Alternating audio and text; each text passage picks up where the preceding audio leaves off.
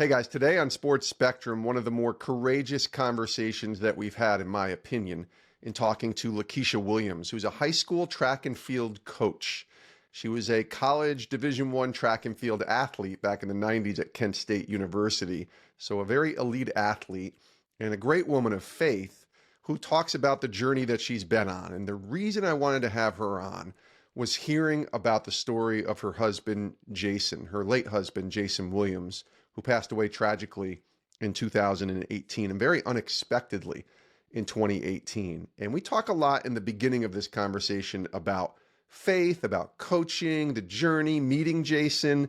Their second date, they went to church. I mean, how great is that? So we talk a lot about that, have some fun. There's even a LeBron James story in here on their journey together as husband and wife, which was a lot of fun.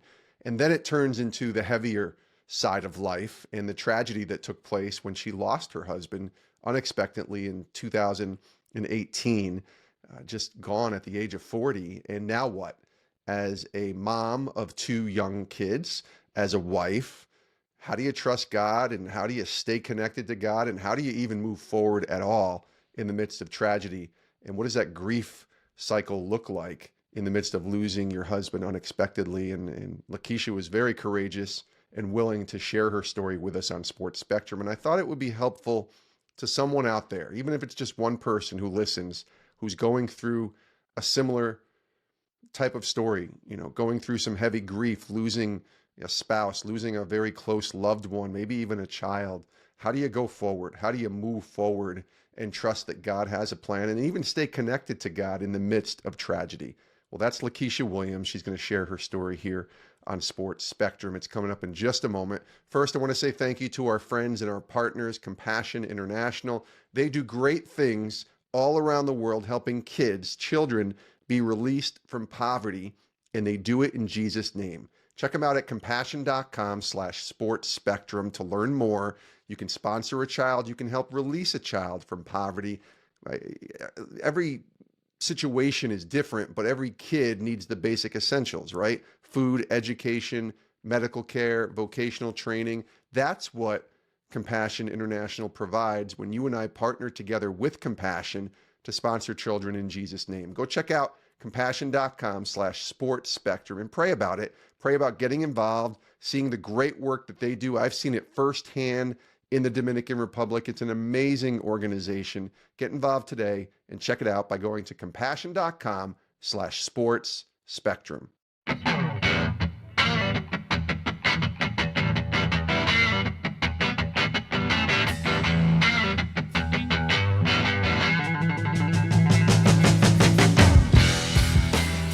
Well, it's great to have LaKisha Williams here on Sports Spectrum today. Hi, LaKisha. Hi, Jason. Thanks for having me. How are you?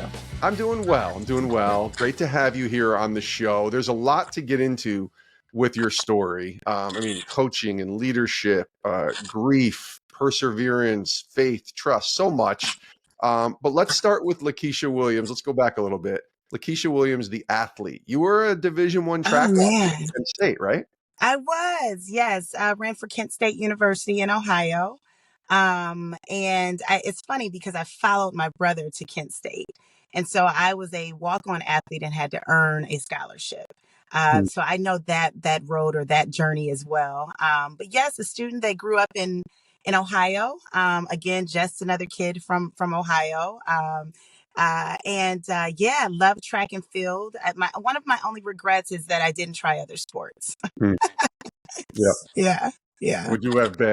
What sport would you have tried though? I Because I think, think as parents now, and you have kids that are in sports, I was always with my daughter, the one that said, play some other sports, just yes. do at least two to get a little bit of a feel on a different experience. She played volleyball and softball.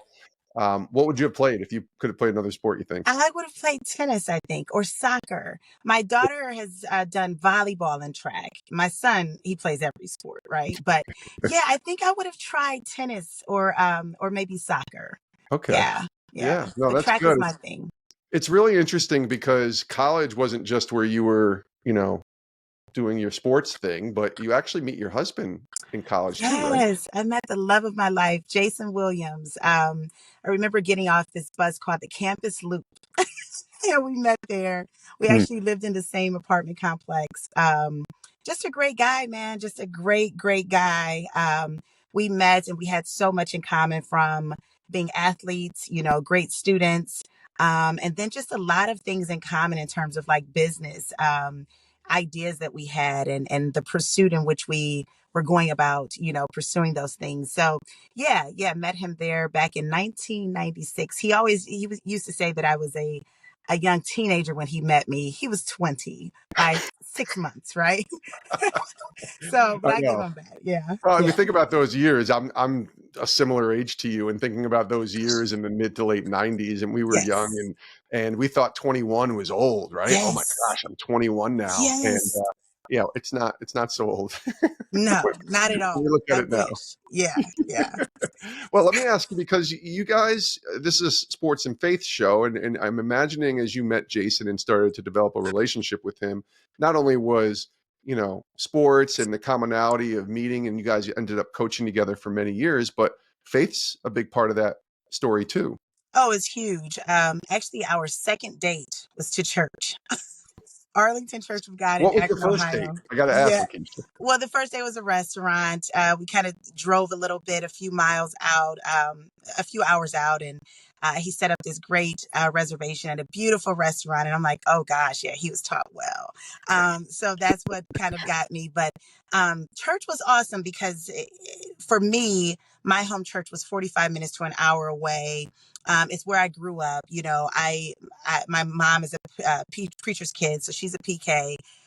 Grew up in a church. My grandfather was a pastor. And so just that, the change was awesome. So we went to church and then, went out to eat and everything after that. But it just taught me a different way of thinking and kind of leaning on the word later on in the week. I remember us being able to take notes and talk about that. And what a way to start a foundation of a relationship, right? So yeah, his fraternity brothers thought it was intentional, but I just thought it was sweet. I guess I've never thought of church being a place where you could go on a date with someone, but Why I not? guess you can. Why not, right?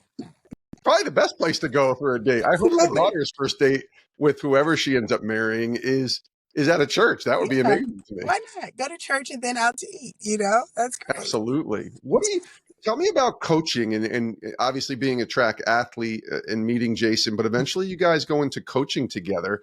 What was it about coaching that was appealing to you even at a young age? We did. So as an athlete, I believe I just peaked, right? We could not figure out how to get over that block, my coach and I. And so I decided to focus on graduating. But those years, Jason asked if I would come and teach his athletes. He was coaching at his high school. A young coach, right? So he was really relatable in terms of, connecting with the athletes.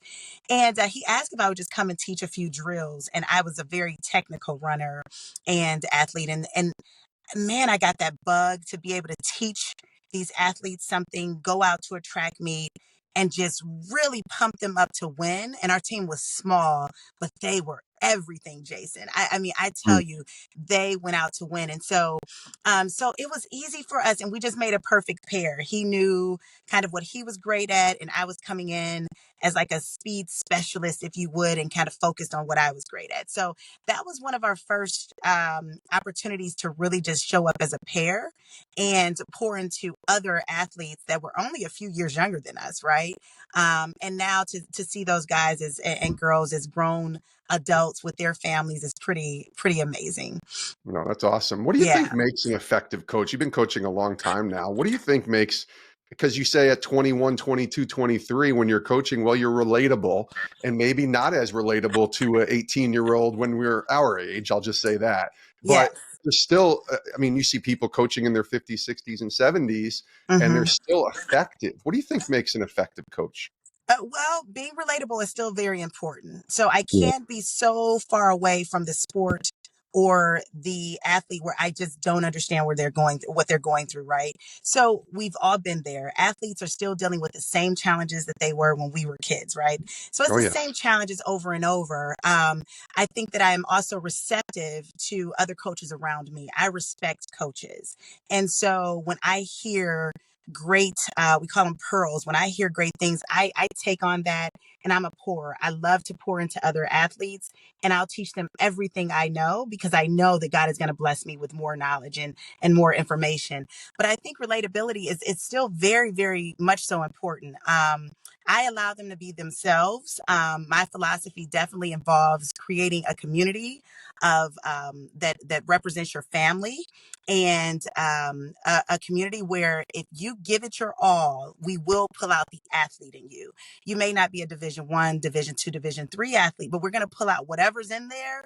If you're willing to give it your all, we're going to pull it out. And so my job is just to encourage that individual to be at their best. And that's how I think I continuously, I'm able to continuously pour and be relatable with these athletes these days. In high school athletes these days, I mean, yes, there are a lot of issues that and just things that they deal with from an athlete perspective that are very similar to when we were Yes. kids, but they're in a different world than we were in when we were, in high school. I was in high school. I graduated in 1991. Like when you think about 1991 to 2024, it's a Yes. completely different world as far as technology and communication and even the social media aspect of Yes. wanting to be liked and approval and Yep. all of the different things.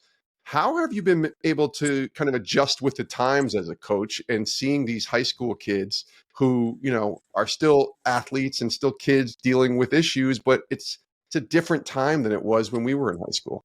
Absolutely. Someone once said, always keep a spot at the table in with your kids, right, in their minds, in terms of them making decisions. And so I have a very close relationship with my kids, and they kind of keep me cool, and with my athletes, I'm a good listener. I like to listen 80% of the time, and then possibly offer some guidance that lasts 20%, right? Or come back at another time and offer, I may guide them in a workout, that addresses, issues that they may have covered with me prior to. But comparison is a big animal, man. It's a tough thing to deal with, and that is what social media has caused our athletes to do a lot of, right? And so it's listen, there's always going to be someone faster. There's going to be someone that can jump further, jump higher, throw further than you. That person may not always be on the field that you're in at the same on that you're on at the same time. They may actually be on the couch someplace, right? Because they haven't really discovered their gifts just yet. Um, so you just have to worry about being your best. I am all about PRing. Like, as long as you run a personal record every single time you step on the track, every single time you step on the field, then we're doing our job, right? And they're Yeah, doing their work. As long as you get out of that comfort zone and you are uncomfortable at the end of practice, that's what I need to see. And so with the technology and all of that, if you do this, you'll be stronger. If you do that, you'll be stronger. With track, you have to run. With track, you have to jump out of your comfort zone every single time you hit the track. With track, you have to keep a great mindset. So I just stick with those very basics and make sure that foundation is built strong for that athlete. I'm great at being a parent. And so that's what I do, right? I get out there and really help them create that foundation. So no matter what hits them through life as an athlete or, as just a student, they're able to deal with it. And so no matter how far we get away from how we were raised, which we all believe like the 90s that was everything, right? And so but even now, these kids still need that foundational work. That's what they need. And so that's what I go to, what I know. I love that. Yeah, that's a great point. We're going to pivot just a little bit because you and Yes. your husband eventually, as we continue the story, get married and have a couple kids. And in 2012, you actually start a bakery, and there's a LeBron James connection to all Yeah. this. So I Yeah. need you to just share that story because when I heard this, I'm like, oh, this is fascinating to me. Lots of fun. Yes. And so, going to our church together, we were always told we were, favored. And so we didn't know what that meant. So we're just like, let's try things and let's go for it. I mean, it sounds good to me, favored by God. Let's go. But we were just young. We had no idea the challenges would at one point come along with all of that. And so my husband and I, we're very good at starting businesses. That's that was our thing from the start. We had a nonprofit when we were 19 and just continue to build from that. And then one day we were meeting, we serve those who are developmentally challenged, just providing, services and homes for those individuals in the community. But we were meeting and we said, gosh, let's start a bakery out of the recipe that he brought home years prior. Now I was an athlete. And I was a girlfriend, but I love to eat. I'm a foodie first, right? And so he brought home this plate. This is when we first started dating. And so we weren't really going with each other to our family members' homes. He brought home this dessert plate, and his family just had, coconut cake, all of these layers of desserts. And first of all, I'm a dessert girl, and I saw this beautiful piece of red velvet on top. I had never had red velvet in my life. After trying that, I said, oh my gosh, we could build a business around this, right? And that was Hmm. years like prior. We were kids. Fast forward, our business was running like a well-oiled machine, and we had some free time. Took the idea to the local mall. They moved on it, and so we started this bakery. Well, LeBron's ambassadors, he works with these kids. These kids are a part of his program where they're just kind of growing them up and they're becoming great young adults. They came to our kiosk like several times in one day and then several days in that week. And so I ended up making a donation because they were so respectful when they came to our kiosk. So I made a donation to LeBron's Foundation, for goodness sakes, but everybody said they were affiliated with LeBron in Ohio. And so to make a long story short, they fell in love with our cupcakes. Um, a few months later, I connected with Boss. Her name is Michelle, but she leads the organization and some of their other ambassadors, Mo and Little Miss and Number One. And we said let's really partner up here, and they were running a marathon. They asked if we would join them. I remember my husband, they said, we're going to text you, we're going to call you, and we want you to say yes to the question that we ask you. And so my husband and I are working in our office, and I said, okay, sure. But they texted that. So when they called, they said, will you join us and be a part of our marathon team? And my husband's like, don't say yes to that just yet. Let me Google how many miles is in a marathon, right? And I'm just ready to go because they were just so much fun.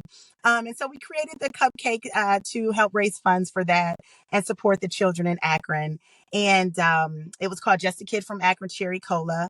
And then we created a home court chocolate chunk.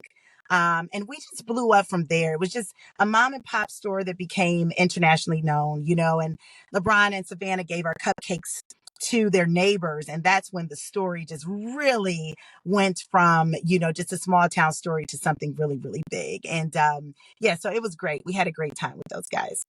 That's amazing. Do you ever Yeah. make the, kid from Akron cherry cola cupcake every so often just for fun or for your friends or anything like that? Or are you kind Yeah, of absolutely. out of that? Absolutely. We and they've had us come back. They've done Make-A-Wish events and things like that. And of course he has the community center that's been built there in Akron. There's a sweet shop there. We'll have our products there as well. So yeah, so it's been great. It's been great.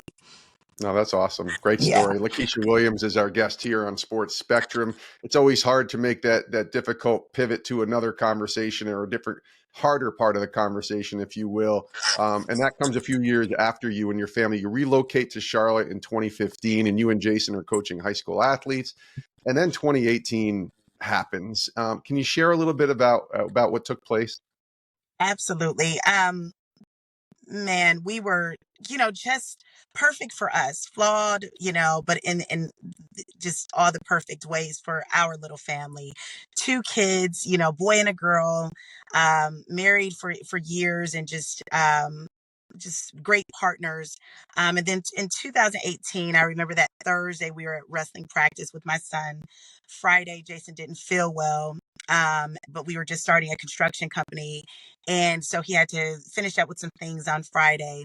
Saturday, he woke up and said he felt worse. And we went to urgent care and then to the emergency and to the hospital. And within 5 hours, he had passed on. And Hmm. congestive heart failure, totally unexpected. No signs that I was aware of, and yeah, it changed our lives. That moment changed our lives forever. And for me, it was just, our faith was strong, but I still felt blindsided, to have, and how we were raised, of course, God will come in and change a situation before your very eyes. And that didn't happen. So to have to adjust, just in that moment, which it was tough. It was tough. And it's still tough, right? It's still something Of that course. we're dealing with. Yeah. Yeah. How old was Jason when he passed? 40. 40. Yeah, like super Yes. young. And Yeah. this comes out of nowhere for you. Um, I can only relate in the sense of my brother-in-law. My sister-in-law lost her husband. They're similar to you, kind of surprisingly out of nowhere. They were in their Mm, early 50s, but it's still super young, and it it's catches you young. off guard, and your life changes forever. Like, what now? Changes. And whether you have faith or not, it's going to be a shock, and you're in the flesh is going to have to take over to be like, why? What are you doing here? Um, Yes. what was that immediately like? Because you mentioned, your faith is strong, and I think God does carry us, and it's always when we look back that we can see the work that God was doing. But in the middle of it, it's very difficult. What was grief like early on in those first few months, I guess, or even days, but first few months on accepting that this was a plan that God had put together, and it didn't feel good, I'm guessing. It didn't feel good. Um, Yeah, again, I felt blindsided. And one of my spiritual coaches, he mentioned, would your father blindside you? And that's what really got me to step back and look at this thing in a different way. But immediately, I mean, even in the hospital, I was notified, of course, before my children. We were in a private room because we were there for hours, and so my kids had snacks and all of that. But as a mom, that Jason and I really cared about mental wellness Yeah. from the start, right? We believed in rest and our kids getting good rest and a nutritional diet and all of that, and just being, we would say happy, like, did you wake up happy from a nap and all of that, and so we believed in mental wellness. And so I had to make a decision on how I had to figure out how I would go in and tell my children, because they will remember this moment for the rest of their lives, right? And so I had to figure out, how do I tell them? How do I announce this to my family? Is this real? And so you almost feel breathless. You feel paralyzed. I honestly cannot remember the first year, right? And so it's just tough. It's just tough. You're pulling on everything that you could possibly pull on. And I'm considered a sprinter. So I was just running around trying to do this and that just to kind of fill those voids and cry privately because I didn't want to make my children sad. And, you know, so it was just tough. This was my partner. He wasn't just my spouse. He was the father of my children. He was my business partner. He was my best friend. He was my confidant. He was everything. Like, he was literally everything to me. And so I had to find a way to continue to live, and not only live, but support my children and make sure they were okay through it all. And so it was tough. It was very, very tough. Yeah. That's what I'm thinking is you go into fight or flight mode in some ways because you are still a mom and you have two little Yes. ones and you have to be able to be there for them, but you're also human and you want to allow yourself to grieve. And I'm guessing, because I've seen it in some other situations, that sometimes you just go all in on making sure your kids are okay and being there for them and supporting them. You mentioned crying in private, but what was it like grieving? Because it can be very difficult, I think, to properly grieve in the Yeah. midst of trying to also be a mom. Yeah, it's tough. My dad passed away several years prior, and I was pregnant with my son. And so I had to put, the journey of grieving my dad to the side, because I was literally pregnant with my baby boy, and I didn't want to experience those emotions carrying him. And so even with this, it's just kind of, there were moments that I could pull out this box labeled grief. And deal with it. I could sit it on my lap and literally just go through it and just cry and kind of go from there. My children and I remember us creating this thing called oh gosh, the reset button. Because we had our support system was almost overwhelming. Like, there were we came back just to, it was just overwhelming. The school that they attended, which was a Christian school, and the family that we had built, and the community we built in Charlotte. And so, but I just remember the kids and I kind of getting a little ouchy with each other, a little, annoyed, rightfully so. And we came up with this thing where no matter how many people are around us supporting us, if you got sharp with each other, you can always go up to them and just press the center of their hands without anyone knowing. But our mission was to forgive in that moment and not bring it up again, because we didn't mean to get ouchy with each other. And so I just remember trying to put these things in place to allow us to stay as tight as possible and allow the kids to have that space to talk about if they, whatever emotions they were experiencing. And then, as the years moved on, I would ask, like, how's mommy loving you? Like, are you getting enough love? Are you getting enough attention from me? Because I was really trying to make ends meet. My husband didn't have life insurance.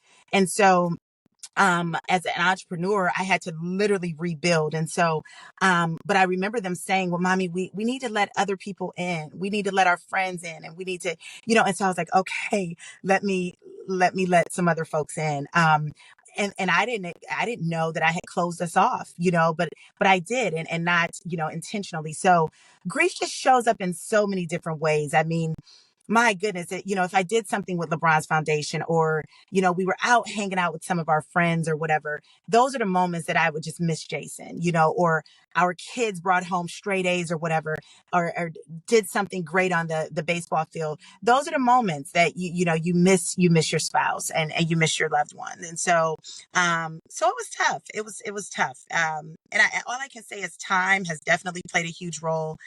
Being silent and sitting with God has definitely, I mean, that's everything. And knowing that he fills all of those voids, no matter what you're going through, he has the ability to fill every single void. And that is what we've been relying on and leaning on. Yeah, let's stay there for a minute, because your faith is obviously a very important part of your life, probably the most important part from what I'm hearing. And yet, you go through that, and obviously it's just a hard time. But what would you say, now that you look back, happened to you in your relationship with God? Because I've seen people Oh, go either way. I've seen people say, "Hey, God, I'm done with you because this is the worst thing. Why would you do this to me?" And I've seen yes. others say, "I could never have gotten through this without you, God." What was that like for you? Right. And I asked that question, why me? And then, okay, God, forget about me. Why my children? Like, we're just living life, being obedient. Why them? Not saying why not someone else, not anything. Just why my kids? Why Jason? And and so I remember, Kristen even telling me, you have to make a decision if you're willing to carry this burden. It's going to come with tears and a lot of joy, but you literally have to make a decision, sis. And if you're going to carry the burden, then again, you carry it with gladness. You let him know. And she asked me, if I could do it again, would I do it again? If I could have Jason for 20 years again, but knowing that I would lose him after 20 years, and I hate to even say the word loss, because, and I'll tell you that story, but I said, absolutely, I would take the 20 years that I got. And so once you know that, and you sit down and you be still, God will show you what he has done in the past to prepare you for this situation, the situation you're in. And he will show you what it takes for who you need to become in him to accomplish what he needs to have accomplished. I remember praying, like, Lord, I feel like my faith is lukewarm. I've known you all my life. We have a great relationship, but it's lukewarm. And now I have no doubt he's the one that has carried us through this. I can ask my kids, babe. This morning I said, hey, I'm going to get on with Mr. Romano. Kennedy, what are your thoughts about your faith? And she said, Mommy, you've always said God's got our back. But now I know for sure, because I've experienced him having mine. And so if that is what we can walk away with, then job well done on our part. And Jason did his job. I know for a fact he was here. He helped me grow an Yeah. amazing family. And it was his time, and I wasn't ready, and I'm still God's child. So I get to go to him and say, just like our children would, well, Daddy, Mommy, why can't I, or why did you do it? Or why, and settle down, and I'll explain. And so that's what I've had to do. I've had to sit at his feet quietly to receive what I need to receive to move forward. And he has given me every single thing that I've needed. What's it mean to tackle your hard? I noticed you had mentioned that as we were exchanging notes about, some of your story, and you wrote about tackling hard and conquering what God has for you through fear and sadness. What does that mean when you think about this now, about not using, but I guess relying on God to help you tackle the hard parts of life? Yeah, I mean, because it isn't just one thing that affects you, right? You have several things coming, and when you know that you have an anointing to do certain things, um, you're going to have obstacles, and you have to be willing to climb those obstacles, just like hurdles, right? You can either look at them as something that you need to run around, or you can go through them. And so, with God, all things literally are possible. And so if I see this thing ahead of me, God, I'm really struggling with grieving. I am struggling this week. I need your help to get through it. He's going to guide me through it, and so whatever is difficult, whatever that test is that he has placed in your life, whether it's from circumstances based on things that you've done, circumstances based on what your family history is, or whatever it is, right? You still need him to get through it. And those things you must go through. If not, you're going to see them again in your journey. They're going to pop up again, right? And so my thing is, let me go through this now. So the next test is something that's elevating me to the next level, right? And so, yeah, tackle all hards with God and head on. Um, my daughter is running the 400. She's a 400-meter runner, and I tell our athletes, you can't get out slow. What you do in the first few seconds of this race will determine how you finish it. And so it's a lot of fear because the first few seconds is just the beginning and you have to run this entire thing. And so you've got to trust God. You've got to lean on him in a different way. You've got to and that's a comfort zone, right? But as an athlete, if we don't get out of our comfort zone, we will not get better. And so as a child of God, as a mother that follows Christ, I have to be able to get out of my comfort zone, which means that I have to pray in a different way. I have to believe in him in a different way and lean on him. And so just getting out of that comfort zone and tackling those hard moments are very important.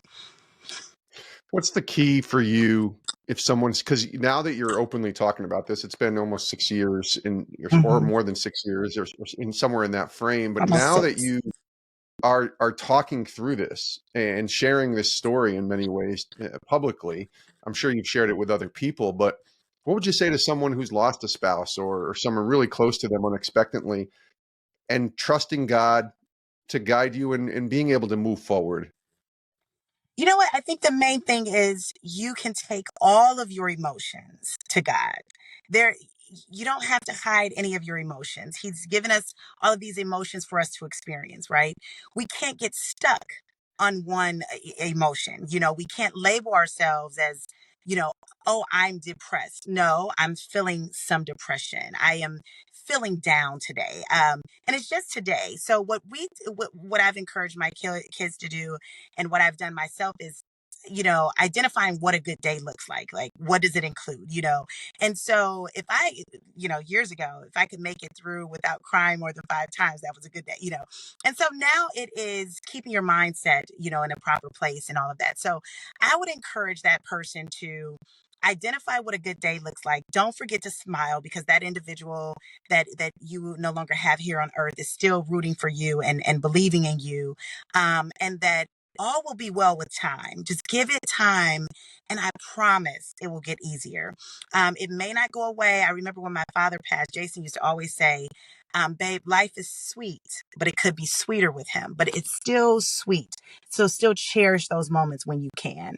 And then they deserve, the moments of grieving. Like, they deserve that too, right? And your love for them. Someone just recently said that it's grieving is just love that has no place to go, or no one to, kind of. And so it's just a bunch of love that we have that we want to give this person, and they're no longer here to receive it. And so, so the I would just encourage them to keep one foot in front of the other, Don't close yourself off.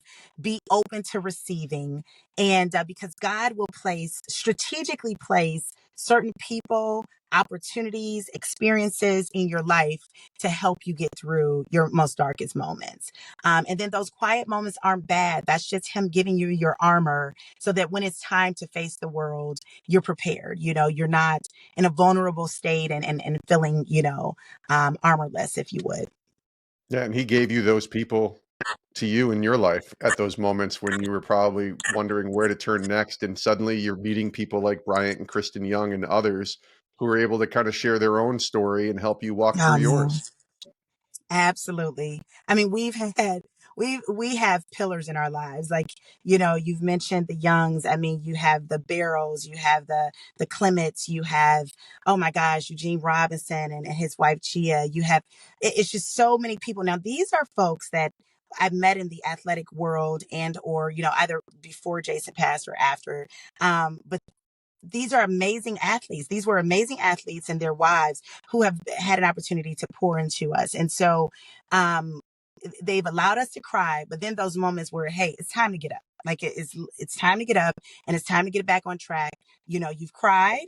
Sounds good, but now it's time to move forward. It's time to accomplish the things that you need to accomplish and just kind of get out of that fleshly state and depend on God. And so those are those folks that's there to kind of push you, hold you when you need to be held and support you in that way. But also, they can share those darkest moments when they were on the field and how they pulled through, or, of course, the Youngs, and Kobe. And these are just they're great storytellers. They're great coaches. And so I sat back and was just like, gosh, we're talking about me coaching, but I've gotten some of the best advice from those guys. And so that has been, and I know they were strategically placed. I know they were. There's no way they weren't.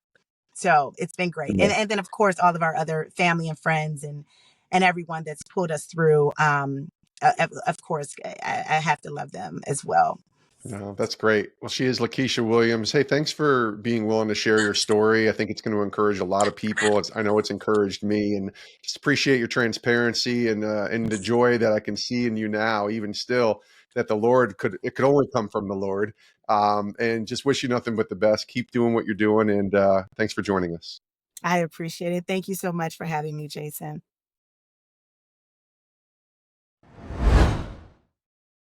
That was LaKisha Williams, and many thanks to LaKisha for being our guest today on Sports Spectrum. And it's a hard story to hear, right? When your husband passes away unexpectedly at 40 years old and you're left to kind of pick up the pieces as a mom to two little ones who are now teenagers and doing good things for God and doing good things in the track world, in the sports world, in the athletic world, and trusting God to provide and continue to guide. That can be hard, but life is hard. God doesn't promise us life won't be hard. He just promises us that He'll be with us in the midst of that hard. And I'm thankful that LaKisha Williams was willing to share her story of what it means to tackle hard and to trust God in the midst of tragedy. Obviously, our sympathy and our prayers go to her, but she's moving forward and she's inspiring to me. I hope she was inspiring to you too in hearing her story. And we're just grateful that LaKisha shared it here today on Sports Spectrum. You can find us at our website, sportspectrum.com, for all of our content, including this podcast, as well as articles and devotionals, daily devotionals, Monday through Friday. You can check out at the website. You can also have those emailed to you directly, those daily devotionals. Just go to our sportspectrum.com website, click on devotionals, and put in your email address, and we'll send you those daily devotionals every single morning, Monday through Friday, right to your email inbox. It's a great way to stay connected to God. And all of our resources on our website are available right there as far as videos, testimonials, great free resources available over at sportspectrum.com. We love you guys. Thanks for tuning in, and we'll see you next time with another episode here on Sports Spectrum. Have a great rest of your day, and we'll see you soon. Hey, thanks for watching Sports Spectrum here on YouTube. You can click our next video, or you can check out our website, sportspectrum.com.